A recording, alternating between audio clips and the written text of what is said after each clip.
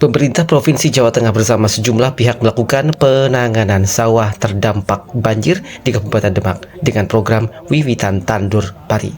Kegiatan ini sebagai tindak lanjut upaya penanganan dan yang ditargetkan dapat meningkatkan produksi padi di Jawa Tengah. Kegiatan ini menandai dimulainya kembali proses tanam padi pada lahan yang sebelumnya tergenang, sekaligus menegaskan pentingnya sinergi antar instansi dalam menjaga ketahanan pangan dan stabilitas harga di Jawa Tengah yang merupakan salah satu lumbung pangan nasional. Wakil Gubernur Jawa Tengah Taj Yassin Maimun menyampaikan pentingnya kontribusi Kabupaten Demak dalam mendukung produksi padi di Jawa Tengah dan nasional. Pada tahun 2024, Kabupaten Demak memberikan kontribusi sebesar 6,70% terhadap produksi padi Jawa Tengah. Untuk periode Januari hingga Juli 2025, kontribusi tersebut meningkat menjadi 8,89% terhadap produksi Jawa Tengah atau setara 1,41% dari produksi nasional.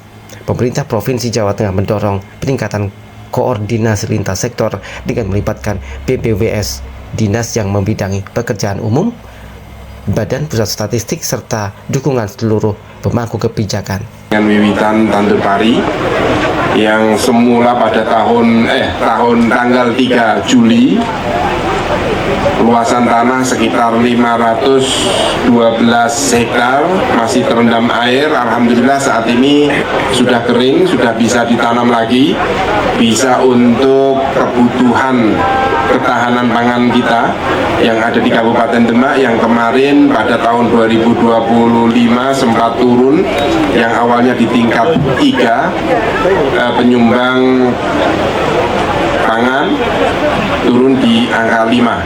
Nah, saat ini kita genjot lagi, tidak hanya di Kecamatan Karangtengah, tetapi kami juga melihat, memotret keseluruhan di Kabupaten Demak, mana potensinya yang bisa kita kembangkan lagi, kita kembalikan lagi, kita tanam lagi, yang saat ini tadi sudah saya sampaikan untuk bisa dikerjakan bersama-sama. Sementara itu, Kepala Perwakilan Bank Indonesia Provinsi Jawa Tengah, Rahmat Dwi Saputra, menegaskan dalam 2 bulan terakhir, beras masuk dalam 5 besar penyumbang inflasi di Jawa Tengah. Badan Pusat Statistik mencatat inflasi Jawa Tengah Juli 2025 sebesar 2,5%, lebih tinggi dibandingkan inflasi nasional sebesar 2,37%. Secara bulanan, Jawa Tengah mengalami inflasi 0,18% dengan kelompok pangan memberi andil 0,03%. Kenaikan harga pangan khususnya gabah dan beras sebagian besar dipicu oleh tekanan pasokan akibat banjir. Pertama, curah hujannya tinggi, lalu saluran irigasinya itu tersedimentasi. Nah, jadinya kami bekerjasama dengan beberapa stakeholder, antara lain Pertamina, kemudian OPD terkait melakukan normalisasi saluran air. Dan kami waktu itu membantu, jadi ada yang bantu alat beratnya, ada yang bantu ongkos solarnya, sehingga itu bisa ternormalisasi kembali dan dapat ditanami sekitar 232 hektar saat ini. Dan sedang dalam penyemaian, kan jadi 512 hektar sudah kering, 232 ditanam duluan, sisanya akan ada penyemaian kembali. Ini sudah disemaikan dan nanti akan ditanam. Sementara hingga saat ini upaya penanganan pasca banjir serta antisipasi terus dilakukan seluruh pihak, salah satunya dengan normalisasi beberapa sungai besar di Kabupaten Demak.